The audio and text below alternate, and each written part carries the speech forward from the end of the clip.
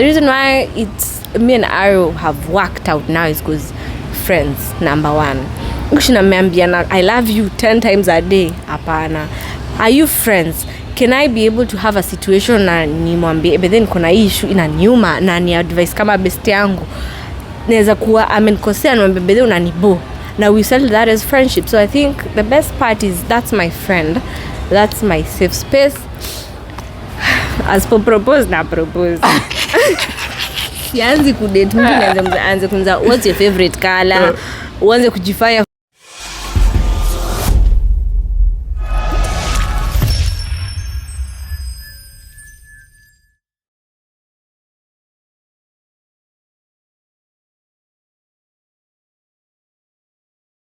Mambo vipi ladies and gentlemen, welcome so much to Kenya Marekani. Today ladies and gentlemen, wow, we have the most sensational artist all the way from Kenya. Nakuambia mambo beard sana. Now remember to subscribe to Kenya Marekani as usual, the way we do it. So before we go to our guest, make sure you subscribe and make sure you like and comment. So without any further ado, ladies and gentlemen, put your hands together for one and only hey. Si juju ni maombi, si juju ni maombi. Nadia wa Mwehoko leo anafanya tour US. Nakwambia na si juju ni maombi. Ndio. Moyo nilikuwa nachota maji na ile wheelbarrow. Ningejua wapi ningekuja kuwa msanii. God does wonders. Anyway. God does wonders. Absolutely. Yeah. This Kenya Marekani is all about inspiring people. Yeah. Mostly I cover people here in the US and Kenyans who have come to the US. So tell me, how is this your first time to get out of Kenya? Yeah, I've been to other countries. Yeah. But I have never been in the US. You know, US is the mother of all countries. Yes, US is like the mother of it all. And I want to thank God, you know, of course, na kumshukuru Mwenyezi Mungu kwa kipaji. Yeah. Because it's through music that I've been able to go to different places. I've traveled. Now I can say have traveled the world because I've been in, you know, right now I've been in 4 or 5 countries. Wow, 5 amazing. countries actually. And I'm still going. So I really want to thank God for the talent. USA has been amazing. Kenyans in the diaspora are welcoming, especially in Seattle. Yeah. Like I feel like I have my fam here and it feels good to kikwa na hiyo umoja because Kenya, I think it's a loving place and our people are warm and that warmth ndio inafanya niko na psych mpaka ya show kwa sababu watu wanakuonyesha upendo. Yani vile mnakaa mna interact, so I'm really appreciative of it. Wow, absolutely amazing. Now I remember when I chatted you the first time, it was in 2018. So you hata hukuwa na followers vile. I was in campus actually, mpaka nasema campus. Ulikuwa na nikakwambia I see you coming to Seattle. Yeah. And I'm so privileged that I'm the one interviewing you today. You see the power of words. Yeah. The power of the tongue. Even the Bible speaks about the tongue. It's a little thing. Yeah. But it's very powerful. It's very powerful. We are here doing this interview. So amazing. Nakwambia hapo I'm starstruck. I'm humbled. Yeah. So tell me about your journey as a musician. How was it? How has it been? Of course, hakuna safari ambayo it's easy anywhere in the world, whether when uko kwa nursing, uko kwa healthcare, uko kwa any 2 department. My music journey nilianza nikiwa shule. I started with a job that you're doing. I started as a journalist. I used to host at a campus radio. Ilikuwa inaitwa Equator FM back in Maseno University. And my story is weird because how I got into that was one day tulikuwa nafanya first year, tulikuwa nafanya communication skills. Kila mtu ambaye umeenda umesoma Kampoma College umefanya communication skills. So tulikuwa tumewekwa in groups, tulikuwa na group work ilikuwa inakuwa marked na the lecturer. So group of course kila mtu anataka kuenda kusoma mbele ama kufanya presentation. So in the group I was, everyone was like no miss siendi wewe enda. Wewe uko na confidence. So we had a speech, I'll never forget, ya Martin Luther King. Then they say kila mtu anakataa, nikasema tutaanguka hii cut, let me just go present. Then I read, after I was done, people give me a standing ovation. I was like, am I really that fluent? And from that actually the lecturer, madam, akaniambia you need to join Equator FM, you have a talent, unakalia. So nikaingia Equator FM afternoon. The weird part was I used to host a hip hop show every Saturday from 3 to 5 p.m. And from that nikajenga audience ya shule. And I used to love music. I used to go to Kisumu. I was in Maseno University. I used to go to Kisumu and perform for free during lunch hours. Ile tu your weekends unazifanya zikwe enticing. So from that audience ya campus ya watu kama 8,000 watu wamekujua, nikaona ukicheza muziki ya watu wengine wanajiambia but the muziki is interesting and I love music. Kwa nini nisianze kurekodi nyimbo zangu? So I started recording my music. So I think the reason watu wamesema kwamba Nadia ameblow is because nilikuwa ka celeb, because nilikuwa host. So from that your audience nikatoa nyimbo yangu ya kwanza ilikuwa inaitwa Barua ya Siri. It was a school, it was a campus hit. Ilikuwa ni inacheza hiyo Equator FM. Ilihit nje ya campus ama ni ndani ya campus like tu? With the neighboring campuses. Wow. Imagine 8,000. That's a big number. That's a big number. And Kisumu in general. So anytime there's a show in nini, msanii nani wa shule, Nadia anaenda na present. So when I launched my career professionally, that was back in 2017. Now I had the numbers from campus. So even I remember my first song ilikuwa na numbers. Kwa sababu so watu wana tweet. I had a very loyal gang. So the first time nenda hata kwa interview hata ikuwe kidogo aje. Mtu ananiambia mbona uko na mafans hivi na ujulikani? So that really helped me. Nikaanza kutoa nyimbo. The second song in 2018 I did Sirahisi. That was my breakthrough. Then I did African Lover, Yule Yule. Later on ndo nikafanya Radio Love, sasa ndo nikablow. So I'd attribute the success of the journey to first I want to thank my campus mates. So always yani lesson ambayo naanza nikaambia wasanii wadogo ama tu kama uko shule unasoma na kuna kitu nakipenda, take advantage of those people around you. Yani usikuwa kwamba wewe ni mwanamuziki ama unauza kitu, sema unauza nguo, even your next neighbor hajui unauza nguo. Ukifanya any hustle kama especially kwa kama mwanamuziki, neighbor wako next anafaa kujua, anajua watu wengine wakuja bedhe neighbor wangu anakuwa msanii. At first watu watacheka kwa sababu ataenda wapi, you know. So but always make sure the marketing starts with the people around you. So naweza attribute my success to my campus. Shout out to Maseno University by the way, Masinde Muliro, Justin Kisumu, yani campuses zote na colleges zote around, they were part, they contributed 90% to the journey of Nadia Mukami. Wow, amazing. So tell me, you've as a female artist, especially in Africa, you're saturated with men around you, and sometimes it's not easy. There's harassment, there's people want some other things apart sexual from music, favors, sexual favors. How has it been for you? You know, it's not only in the music industry where we have like male domination. That's why there are women who've been there before us who've fought for like equality, and equity, the fairness of it all being in the game. Hata ukiingia kwa vitu kama maofisi, unapata watu ambao wako kwenye executive places ama wamepewa vyeo ni wanaume. There is some male domination. So I just want to appreciate any woman in any career. Any woman can relate. It's not just the music industry. Unaweza ukaingia kwa maofisi kubwa, unapata kwa ofisi mzima kuna wanawake kama wawili. It's everywhere.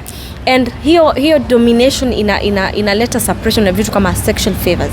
So one thing, before you become an artist or a public figure, you have to remember how you were brought up, where you come up. I was brought up in church. Kuna vitu ambavyo huwezi ukavifanya.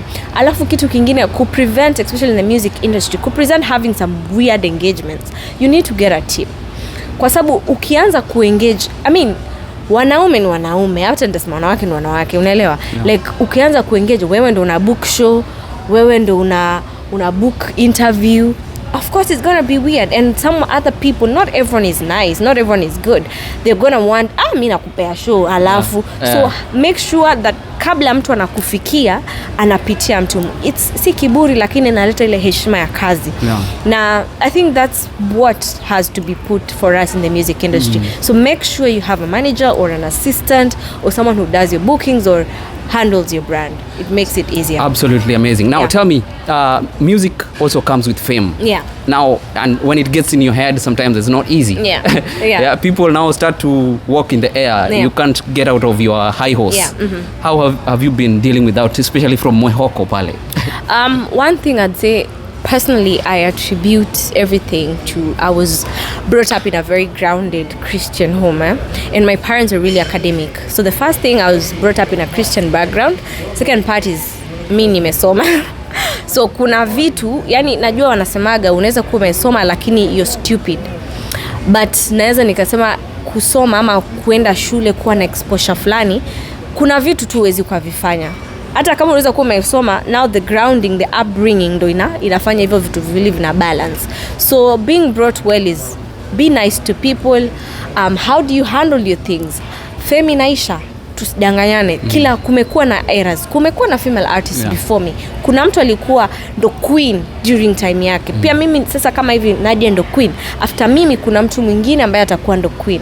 So it's kupanga vitu vyako, una make sure investments zako, invest in the right thing. Usikimbilie magari ya bei, ukasahau kununua nyumba, kununua manyumba, kununua mashamba, kuanzisha biashara. Mimi nishaanzisha biashara yangu, baadaye mnaweza ifuata, inaitwa Sevens Creative Hub.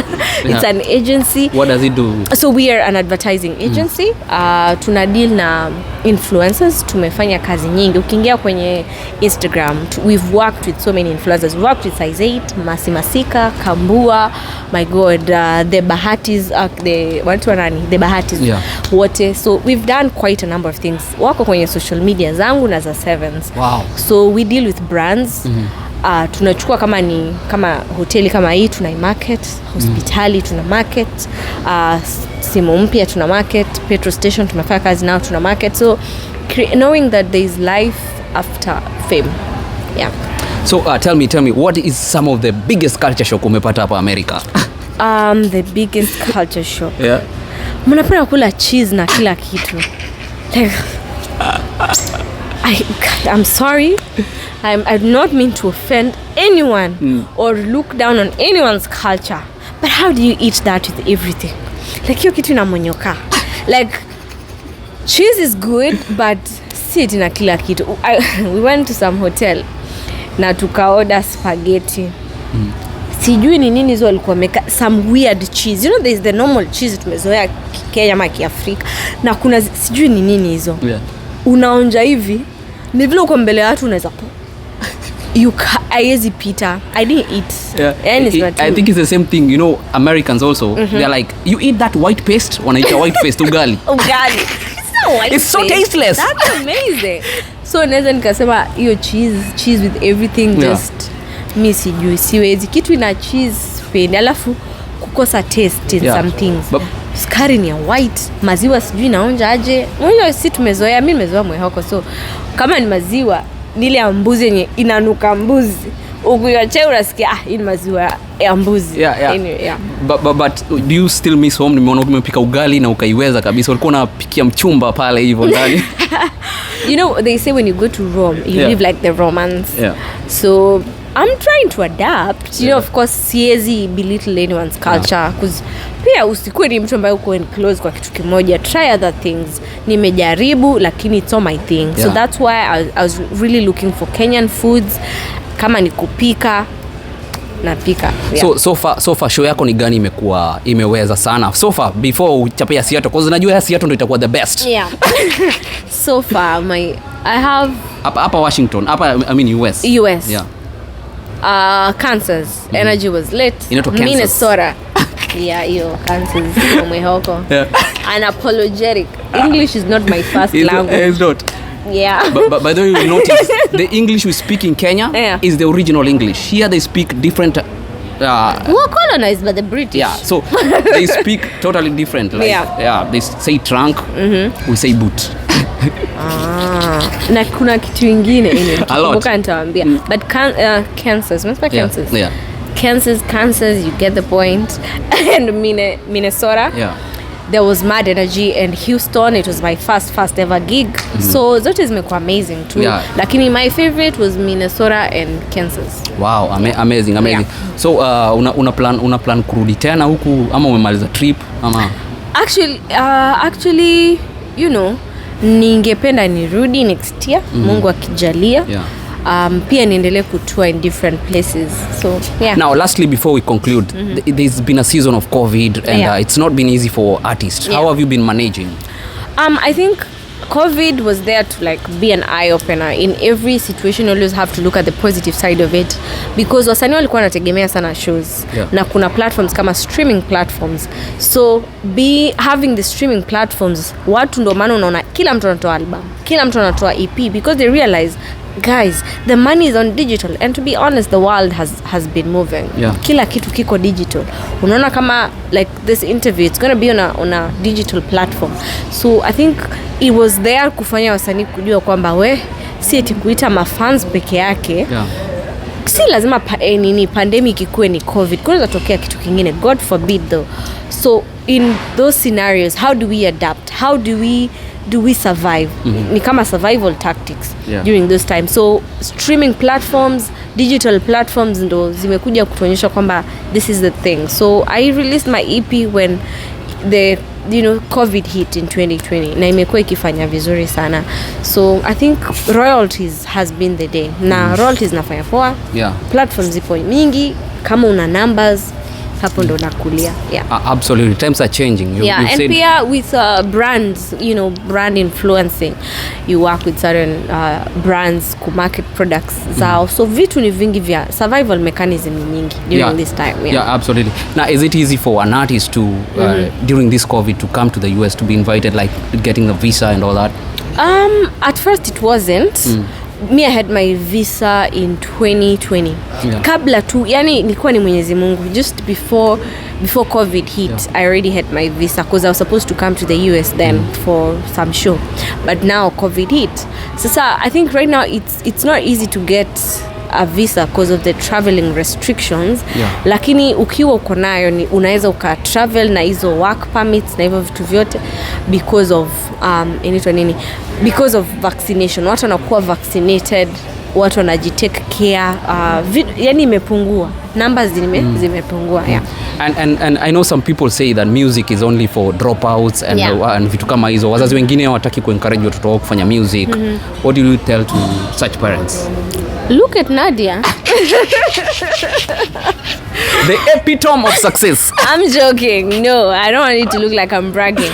But that was a slight joke. Like, Mimi, I survive. Apart from having my business, the Sevens, the agency one, I've been able to have a good life. Okay, I'm not rich, because I don't want people saying she's rich because you could make it rain for me on stage. Abana, CEO. Like, there's sema niko sawa. Okay. Watu wanapenda kujudge. Kaza wewe una pesa. Hapana, msikose sina pesa mingi. Inaweza handle bills zangu. That's the whole point. Anyway, let's be serious. So I'd say usikataze mtoto wako. Sikuizi things are changing. Things are changing. Me, I did finance in campus. Sasa ningekuwa mahali kwa bank 8 to 5, cheki, niko na attitude na chew gum, ukuja hapo na kurudisha. Like how these tellers sometimes are, they have attitude and stuff. You can't relate because in the US, but back home inakuaga hivyo. Hata a smile na wewe unamsalimia akusalimia. So that would have been me. But through music, ningekuwa bank teller, ningekuwa nimeenda wapi? Kuna bank ningekuwa imenituma. I've traveled 5 countries now. I've met amazing people, influential people. So music is a powerful tool. Alafu pia kuna watu ambao tupo kuonyesha kwamba don't drop out of school, because you still need this education to be able to do other things. Right now, through my finance degree, I'm able to teach people of financial discipline. It's a program I've been running. Na through that nikapata actually endorsement ya Safaricom because of my financial discipline. So muziki si ya watu ambao hawajasoma, ati ndo kuna usherati, kuna ulevi. That's how people put it. It's a career. Unaipanga na unajua ile focus ungekuwa nayo nikikuwa bank teller ama financial consultant, ndo focus niko nayo hadi sahi. So to every parent, support your child. Absolutely. Jambo la mwisho, unajua mafans watakasirika kama sijauliza. Mchumba wako ni yako katika sanaa ya muziki pia. Unajua watu wanaonanga sasa inakuwa ngumu sana kudeal na mtu famous na wewe ni famous. How do you go about that? I think fame inakuaga, hata hapa sina ufamous. Fame inakuaga ni wakati upo stage, Unaelewa? Most of the time that's how I take it. When you're stage, you're performing, though, ukinishika even security shika huyu. You know? That's only. But when I'm out there, when tuko naye, I'm just a normal girl. Yeah. Unaelewa? Mimi ni mtu ule wa mwehoko sasa. Yeah, mimi ni ule wa mwehoko. So by the end of the day I want a family. At the end of the day nataka nipike, nataka niambue mbona hujaosha vyombo. Na niseme pole babe. You know? Yeah. There is that, like it's because I want that. I want a family. I'm not saying you kneel down. I mean, in my own areas, but there is the element of I have to step down a little bit, and when I get in the house, there is no fame. Hata tuongeagi mambo ya muziki. Kuna deals zangu atajui, kuna deals zake sijui, kwa sababu tunacheka, we are friends. Yeah. And the reason why it's me and Arrow have worked out now is because friends, number one. Ukishinamwambia I love you 10 times a day, hapana. Are you friends? Can I be able to have a situation na nimwambie but then kuna issue inaniuma na ni advice kama best yangu, naweza kuwa amenikosea na nimwambie but unanibo, now we settle that as friendship. So I think the best part is that's my friend, that's my safe space. As for propose na propose. Sianzi kudate mtu anze kunza what's your favorite color, uanze kujifanya for 1 month, unalala saa 7. Alisi anajua kama hapa siku mzima hatujaongea, anajua niko hustle. Yeah. Na pia yako hustle. Yeah. So mio mambo ya kuanza tena, wacha tu tutapigana, tuendelee, tukosane, tuachane, tu block, tu unfollow. Yeah. But huo ndo chizi wangu, mimi ndo chizi wake, so I really like him. Yeah. Naona Mr. Producer ananiambia time imekatika, but really I'm really appreciative of you accepting my call. Thank you. And yeah, I believe your show tonight is going to be one of the best because Seattle people have the energy. Time. Cameraman $100. Nione ukirusha hapo kwa stage. Wewe bia 200. If interview ni free. Si free. Tumeilipia already pale mbele. Producer, take note. Wasipo waitie ile security yangu wale. I'm joking, but thank you. This has been so much fun. Thank you so much. With 1.5 million followers on Instagram, and she still responds to people, random people. I'm telling you, I'm one of them. So asante sana. Mm-hmm. God bless you as you do your show and as you keep touring in the America, the superpower. Guys, make sure you subscribe to their YouTube channel. Yeah. Mkenya Marekani. I got that right. Yeah, correct, Subscribe. Correct. Kenya Marekani. God bless them. Let's support 254. Let's support Kenya. Digital content, is the future. So kudos for doing this. Asante sana. God bless you. See you next time.